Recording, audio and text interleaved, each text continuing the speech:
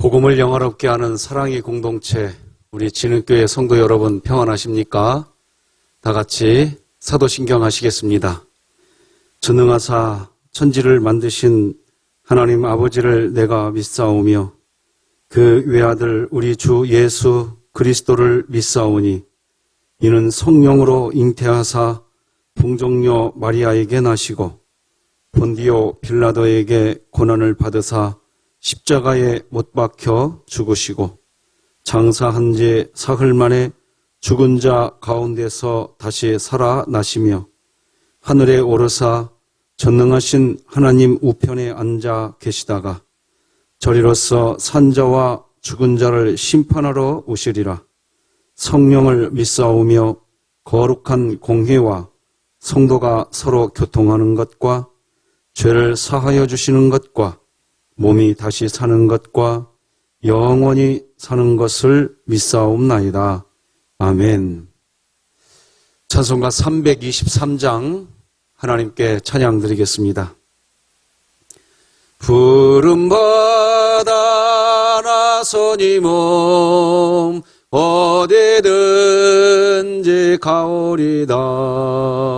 괴로우나 즐거우나 주만 따라 가오리니 어느 누가 막으리까.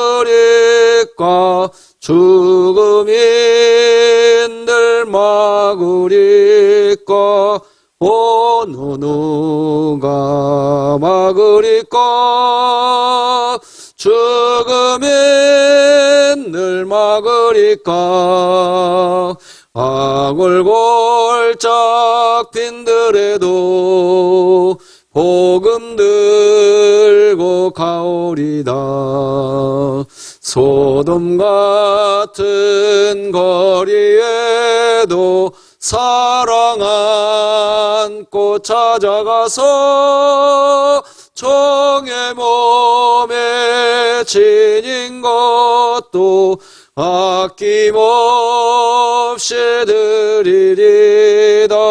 종의 몸에 지닌 것도 아낌없이 드리리다. 존귀 영광 모든 권세 주님 홀로 받으소서.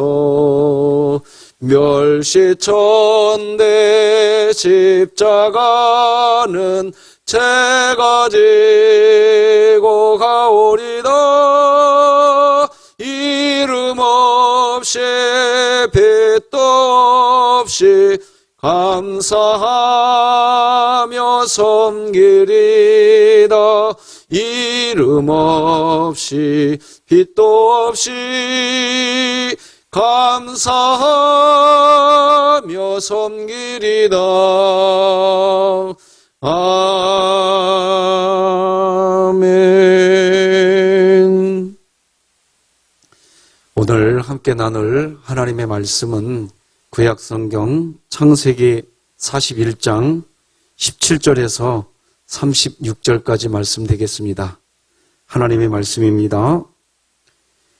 바로가 요셉에게 이르되 내가 꿈에 나일 강가에 서서 보니 살지고 아름다운 7 암소가 나일 강가에 올라와 가을밭에서 뜯어 먹고 그 뒤에 또 약하고 심히 흉하고 파리한 7 암소가 올라오니 그같이 흉한 것들은 애굽 땅에서 내가 아직 보지 못한 것이라. 그 파리하고 흉한 소가 처음에 7 살진 소를 먹었으나 먹은 듯 하지 아니하고 여전히 흉하더라. 내가 곧 깨었다가 다시 꿈에 보니 한 줄기에 무성하고 충실한 7 이상이 나오고 그 후에 또 가늘고 동풍에 마른 7 이삭이 나더니 그 가는 이삭이 좋은 7 이삭을 삼키더라. 내가 그 꿈을 점술가에게 말하였으나 그것을 내게 풀이해 주는 자가 없느니라. 요셉이 바로에게 아뢰되 바로의 꿈은 하나라. 하나님이 그가 하실 일을 바로에게 보이심이니이다. 7 좋은 암소는 7 해요. 7 좋은 이삭도 7 해니 그 꿈은 하나라. 그 후에 올라온 파리하고 흉한 7 소는 7년이요 동풍에 말라 속이 빈 7 이삭도 7해 흉년이니 내가 바로에게 이르기를 하나님이 그가 하실 일을 바로에게 보이신다 함이 이것이라. 온 애굽 땅에 7해 큰 풍년이 있겠고 후에 7해 흉년이 들므로 애굽 땅에 있던 풍년을 다 잊어버리게 되고 이 땅이 그 기근으로 망하리니 후에 든 그 흉년이 너무 심함으로 이전 풍년을 이 땅에서 기억하지 못하게 되리이다. 바로께서 꿈을 2번 겹쳐 꾸신 것은 하나님이 이 일을 정하셨습니다. 하나님이 속히 행하시리니 이제 바로께서는 명철하고 지혜 있는 사람을 택하여 애굽 땅을 다스리게 하시고 바로께서는 또 이같이 행하사 나라 안에 감독관들을 두어 그 7해 풍년의 애굽 땅의 5분의 1을 거두되 그들로 장차 올 풍년의 모든 곡물을 거두고 그 곡물을 바로의 손에 돌려 양식을 위하여 각 성읍에 쌓아두게 하소서. 이와 같이 그 곡물을 이 땅에 저장하여 애굽 땅에 임할 7해 흉년에 대비하시면 땅이 이 흉년으로 말미암아 망하지 아니하리이다. 아멘. 오늘은 마른 막대기를 쓰시는 하나님, 이런 제목으로 하나님 말씀 나누겠습니다. 여러분, 애굽 왕 바로 앞에 섰던 모세의 모습을 한번 여러분 머릿속에 상상해 보시기 바랍니다. 80세 노인의 초라한 빈털터리의 몰골, 그 몰골의 노인이 손에 마른 막대기 하나 들고 있습니다. 한 민족을 해방시키기 위해서 지금 애굽 왕 바로 앞에 서 있는 이 모세의 몰골은 보기에도 민망함을 넘어서 우스꽝스러울 뿐입니다. 세상에 해방자가 되겠다는 사람치고 그렇게 초라한 몰골에 그런 마른 막대기 하나 들고 있는 사람이 어디에 또 있겠습니까? 만약 그때에 모세의 손에 쥐어져 있던 막대기가 어떤 마법을 부리는 신비로운 지팡이였다면 그 지팡이로 인해서 모세가 좀 다르게 보일 수도 있습니다. 그러나 초라한 몰골에 볼품없는 막대기 하나 손에 쥐고 있는 모세의 면모는 한 나라를 해방시키겠다고 하는 해방자와는 전혀 동떨어진 그런 모습이었습니다. 그런데 그 초라한 몰골에 놓인 모세가 그 볼품없는 마른 막대기 들고 쳤을 때 나일강이 피가 되었습니다. 그 볼품없는 막대기를 앞으로 내밀었을 때 폭 32km가 넘는 홍해바다가 갈라졌습니다. 그 볼품없는 막대기로 반석을 쳤을 때에는 반석에서 생수가 강처럼 터졌습니다. 어떻게 그런 일이 가능할 수 있었을까요? 그 볼품없는 마른 막대기를 하나님께서 하나님 자신의 막대기로 삼으시고 모세가 그 막대기를 사용할 때마다 친히 역사해 주셨기 때문입니다. 그렇다면 우리는 참으로 소중한 교훈을 여기서 받게 됩니다. 내가 지닌 것이 마른 막대기 하나밖에 없을 정도로 내가 초라한 인간이라 할지라도 내 중심을 하나님께 드리기만 하면 하나님께서는 내가 지닌 그 마른 막대기를 통해서도 놀랍게 역사하신다는 것입니다. 좀 더 깊이 생각하면 그 마른 막대기는 나이 80이 되기까지 지닌 것이라곤 마른 막대기 하나밖에 없는 모세 그 자신이었던 것입니다. 80 노인이 되기까지 빈털터리에 불과했던 모세, 그 자신이 볼품없는 마른 막대기처럼 전혀 쓸모없는 그런 존재였습니다. 그러나 마른 막대기 같은 모세가 자신의 여생을, 자신의 중심을, 자신의 온 몸을 하나님께 드렸을 때 하나님께서는 그 보잘것없는 노인을 하나님 자신의 도구로 쓰시고 하나님의 새 역사, 구원의 역사를 이 땅에 펼치시고 그 모세를 영원한 출애굽의 지도자로 세워주셨습니다.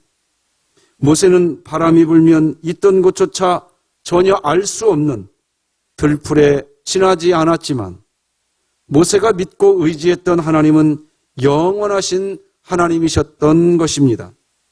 오늘 본문은 바로 그런 이야기입니다. 요셉은 지금 감옥에 2년 넘게 갇힌 죄수의 상황이었습니다. 여러분, 감옥에 2년 동안 갇혀 있다는 게 어떤 의미일까요? 제가 군 생활을 30개월 했습니다. 2년 6개월이죠. 그렇게 2년 6개월을 군 생활하고 제대를 했습니다. 군 생활을 마치고 다시 대학교에 복학을 해야 되는데 그 당시 곧바로 복학을 하지 못했습니다. 나름대로 사회생활을 다시 적응해야 하는 시간을 가져야만 했습니다. 요셉이 당시 갇혀있던 감옥, 오늘날 현대 감옥도 여전히 그 형편이 좋아졌다고는 하지만 불편하기 짝이 없는 곳이 현대의 감옥입니다.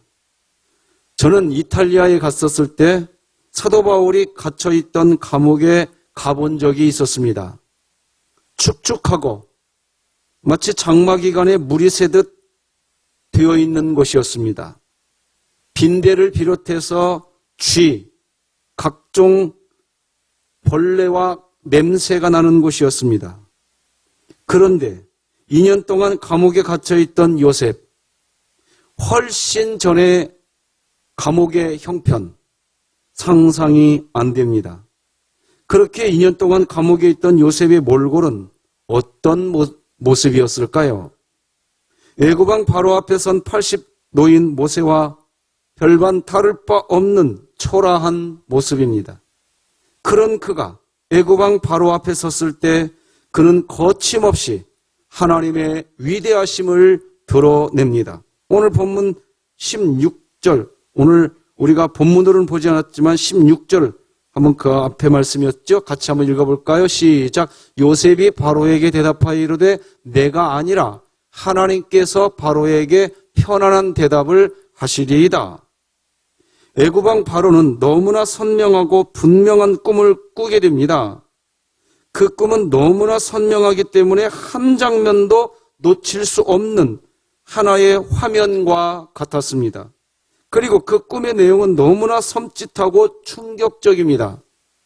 애굽왕 바로는 이런 꿈을 꾸고 난 후 번민하고 괴로워하기 시작합니다.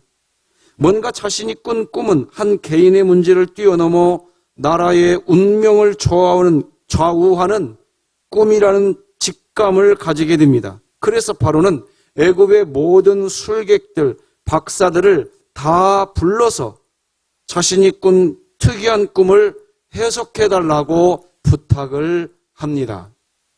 그러나 바로가 꾼 꿈을 해석하는 사람은 아무도 없었습니다. 그게 창세기 41장 8절이죠. 아침에 그의 마음이 번민하여 사람을 보내어 애굽의 점술가와 현인들을 모두 불러 그들에게 그의 꿈을 말하였으나 그것을 바로에게 해석하는 자가 없었더라. 이제 바로의 꿈은 애굽 왕실의 중요한 사건이 되고 말았습니다.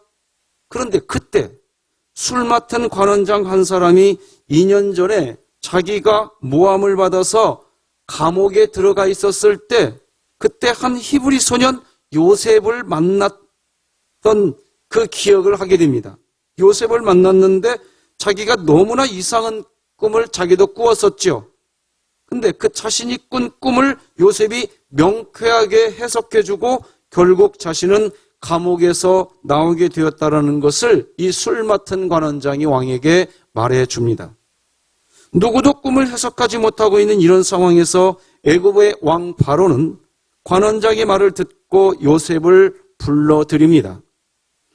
그래서 왕은 요셉에게 네가 내 꿈을 해석해 줄 수 있겠느냐? 이렇게 말을 하지요. 이때에 요셉이 왕의 꿈의 내용이 무엇인지 아직 왕이 꾼 꿈을 아직 들어보기도 전에 이렇게 이야기를 합니다. 꿈을 해석하는 것은 내가 하는 게 아닙니다.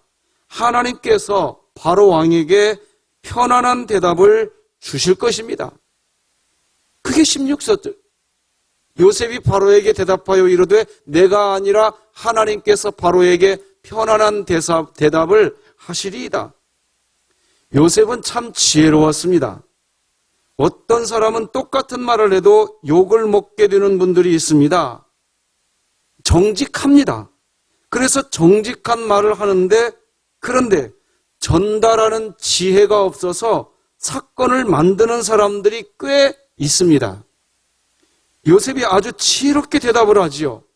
하나님께서 바로왕에게 편안한 대답을 해 주실 것이라고 그런 식으로 대답을 합니다.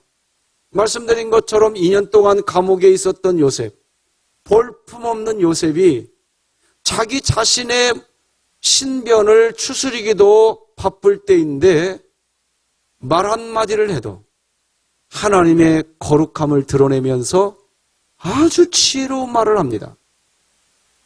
여기에서 우리는 요셉의 대답에서 놀라운 사실을 발견하게 됩니다. 진정한 꿈의 해석자는 인간이 아니라는 것입니다. 꿈의 해석자는 하나님이시라고 합니다. 가끔 가다가 목회를 하다 보면 꿈을 꾸고 자의적으로 꿈을 해석하고 적용하려고 하시는 분들을 가끔 만납니다. 여러분, 꿈은 하나님이 해석해 주셔야 됩니다.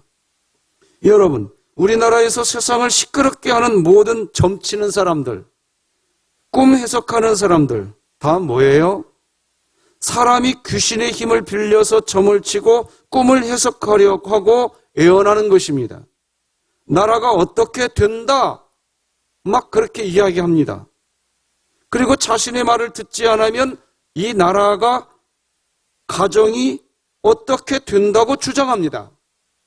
그러나 그런 말 듣다가 망한 사람이 한두 사람이 아닙니다.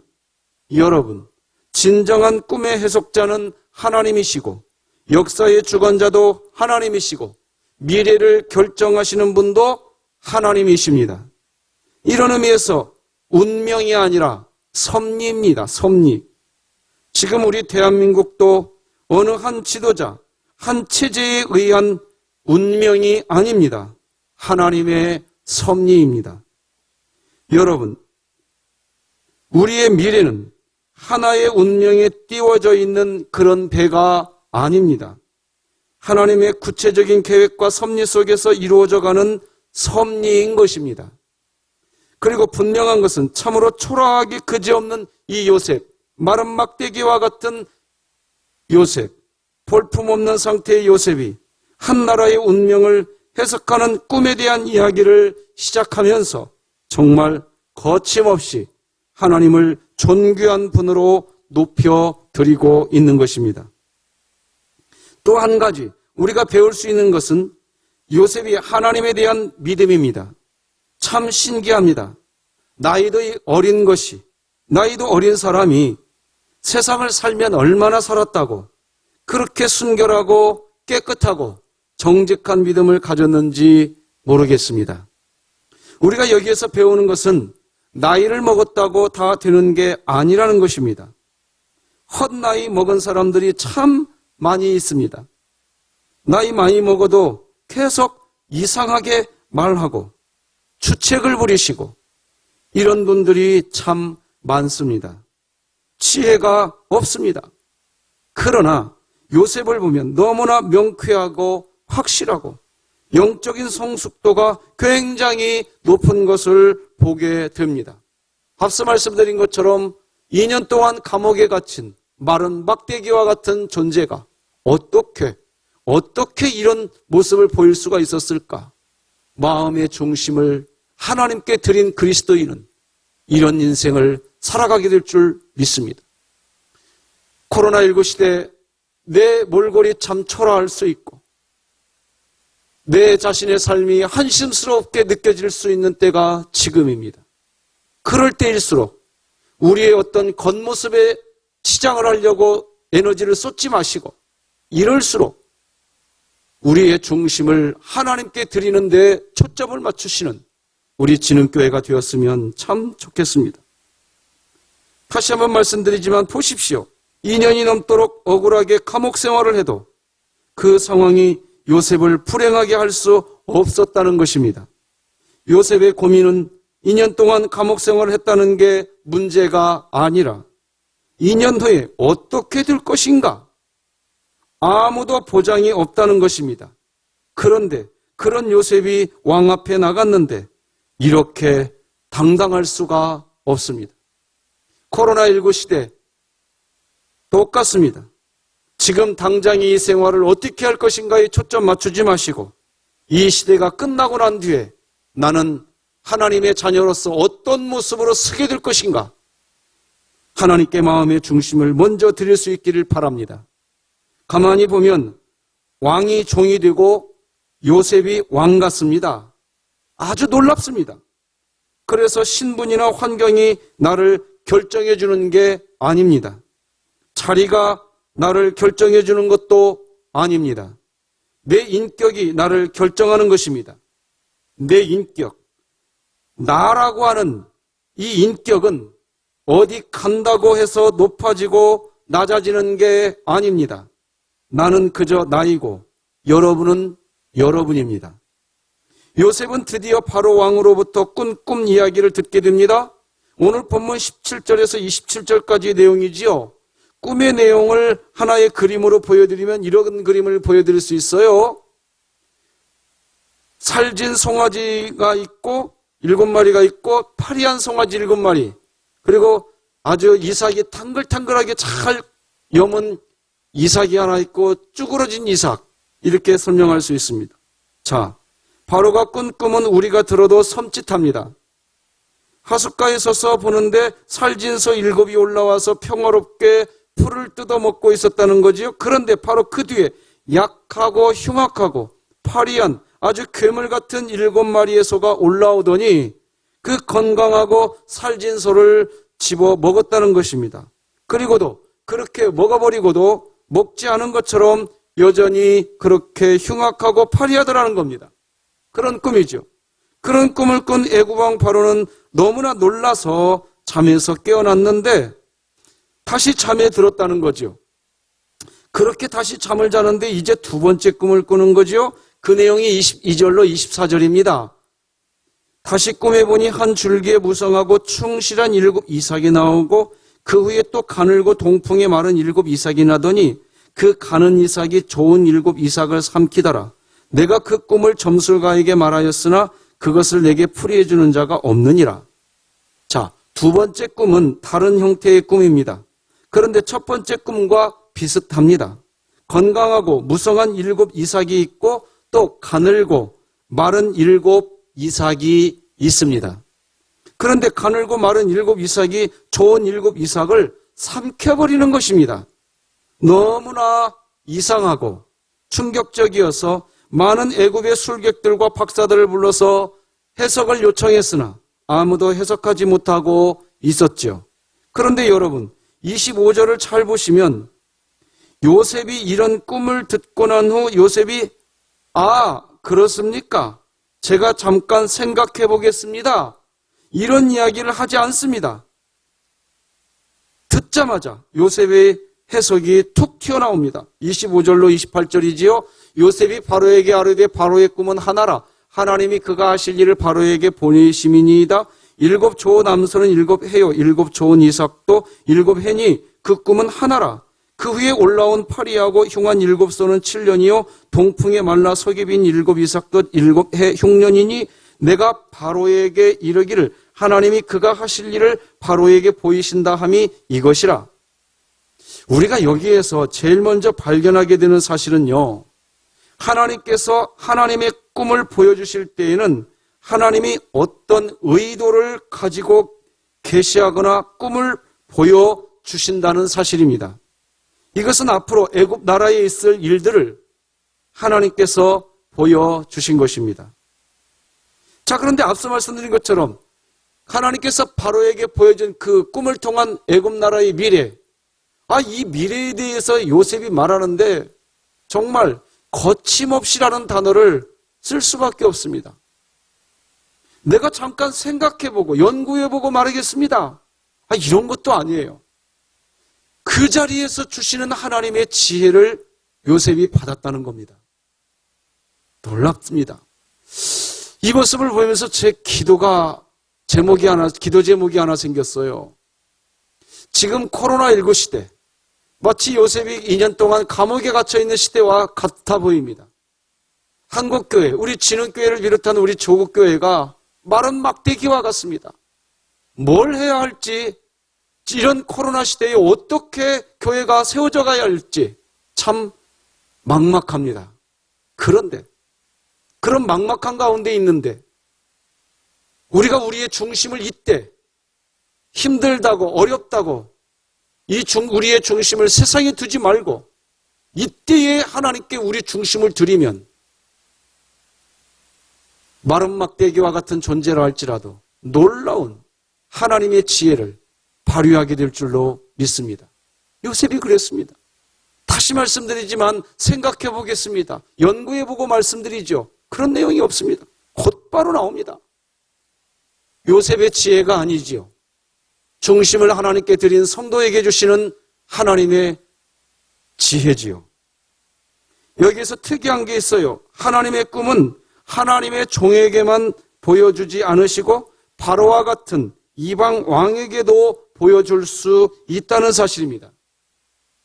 또 하나, 하나님이 보여주신 꿈은 이방 왕이 꿀 수는 있으나 해석이 안 되고 하나님의 종만이 해석을 할 수 있더라는 것입니다.